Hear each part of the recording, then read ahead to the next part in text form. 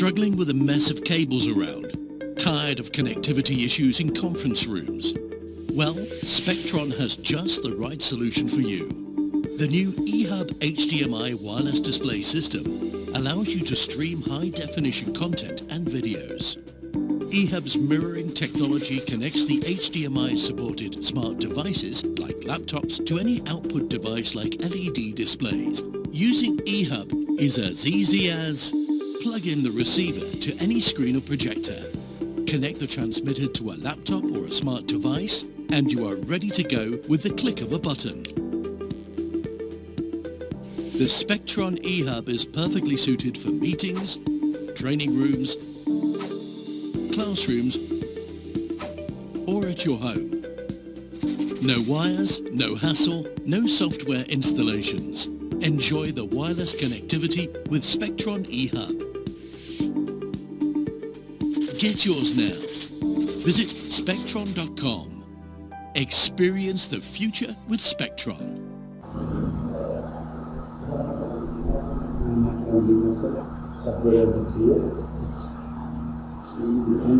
Specktron لا احنا خبرتنا بداية شوية في السقف وقت السبورة على الحائط يكون ببرمجة السبورة الذكية تجيب البرنامج الخاص بها على الحاسبة ومن ثم معايرة السبورة وإظهار الصورة الشاشة الحاسبة على السبورة الذكية.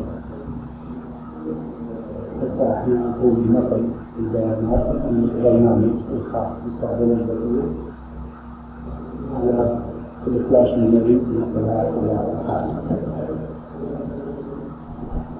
راح نوقف برامج الانتيفيروس اللي موجودة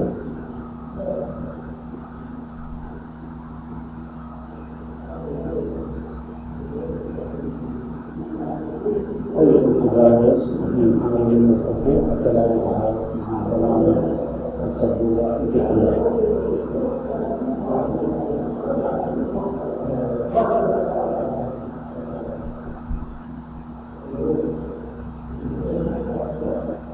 كل البرامج نسوي لها كيرن اوف، نبدأ بالفايرول نسوي لها كيرن اوف حتى عندنا برامج السبورة الذكية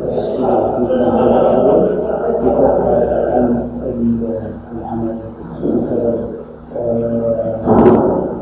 برامج الانتيفيروس مرخصة. ينتظر نقل البيانات البرنامج على الحاسبة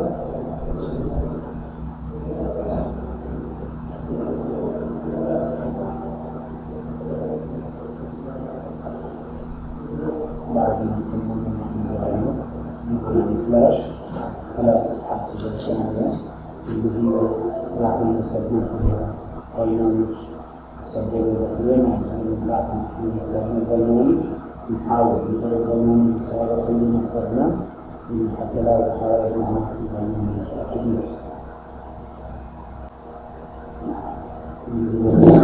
اسم البرنامج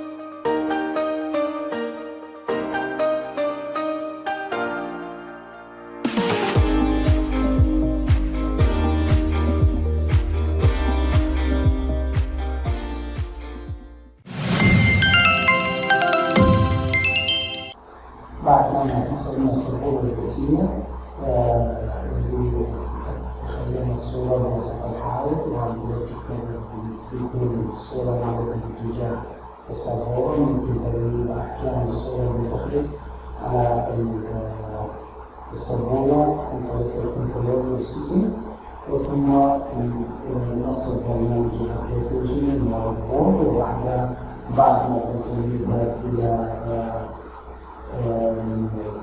كاليبريشن اللي فيها ممكن نعين النقاط اللي هي خاصة بإنه تكون 9 نقاط أو 4 نقاط أو 20 نقطة. أوكي.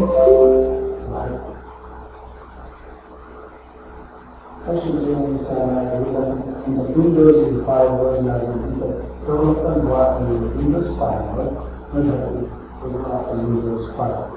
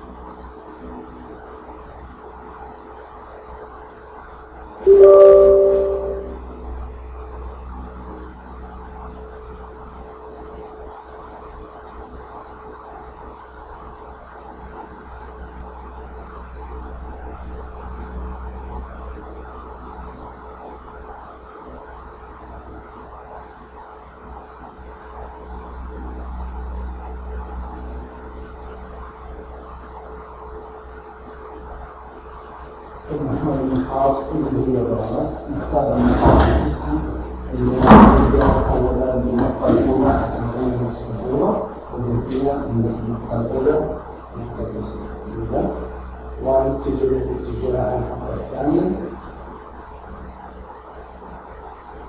عندنا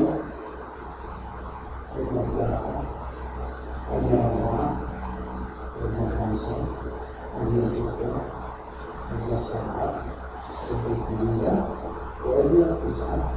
عين السبورة التي نقولها البوك، ثم يوجد سنة